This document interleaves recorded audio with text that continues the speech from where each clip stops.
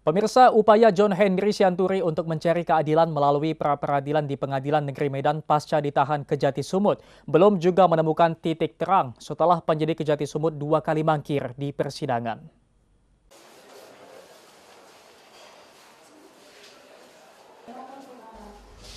Hakim Tunggal PN Medan Hendra Huta Barat yang memimpin sidang pra-peradilan terapit yang diajukan John Henry Sianturi selaku pemohon terkait sah atau tidaknya penetapan tersangka dirinya di kasus dugaan korupsi. Untuk kedua kalinya, Senin siang kembali menunda persidangan. Pihak jaksa penyidik Pitsus Kejati Sumut selaku termohon tidak juga hadir tanpa alasan yang jelas meski surat panggilan dari pihak kepaniteraan PN Medan telah mereka terima. Kuasa hukum pemohon David Simangungsong dan Riko Purba mengaku kecewa dengan Kejati Sumut yang tidak kooperatif dan menganggap sepele sidang perapit yang digelar sehingga muncul dugaan konspirasi. Jadi hari ini kita sangat kecewa sekali ya dengan sikap jaksa penyidik dari Kejati Su yang tidak kooperatif.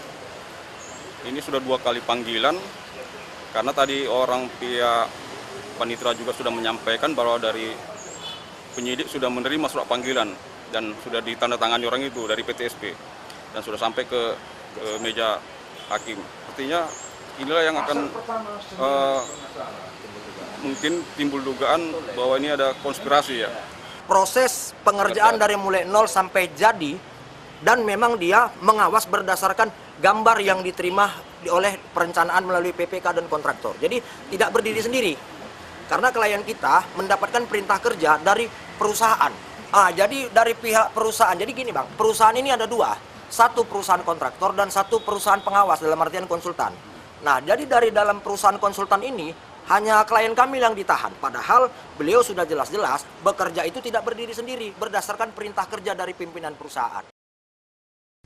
John Henry Sianturi ditahan Kejati Sumut pada 12 Juli lalu atas kasus rehabilitasi dan renovasi sarana dan prasarana sekolah untuk beberapa kabupaten tahun 2020 oleh Kementerian PUPR Wilayah 1 Sumut yang menelan anggaran sebesar 48,2 miliar rupiah.